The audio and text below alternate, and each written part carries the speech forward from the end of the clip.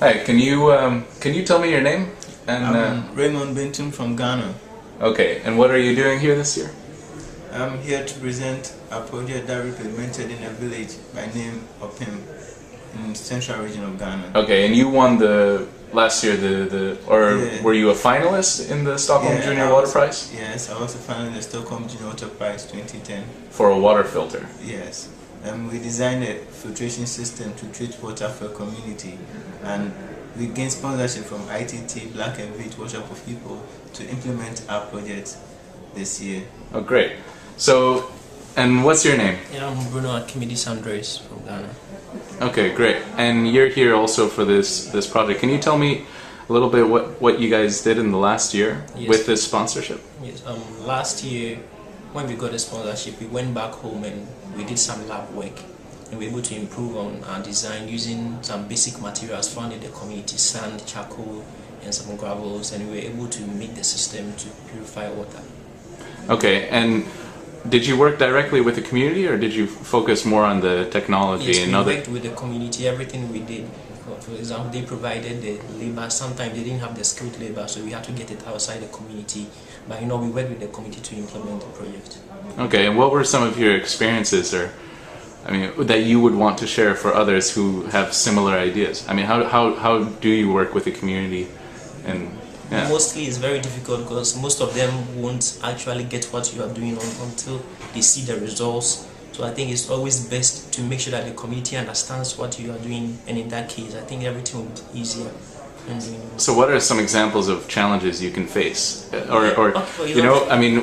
the community we worked in is, according to their traditions, after 6 o'clock you are not supposed to work in that community.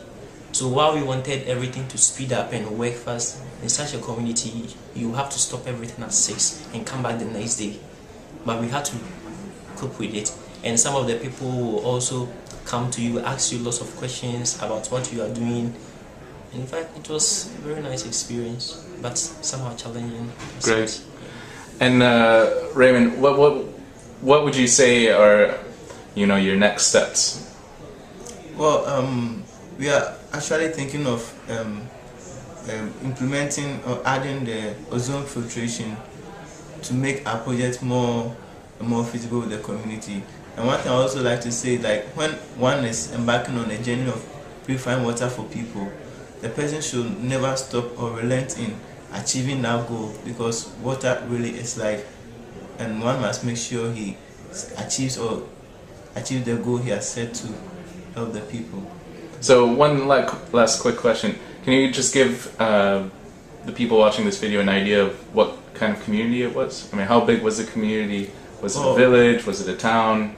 Yeah, it's a rural area with a population of about 500 people, and mainly they practice subsistence farming. Yes, and the community is quite reserved. They have just a school. Their latrines are very in a deplorable state.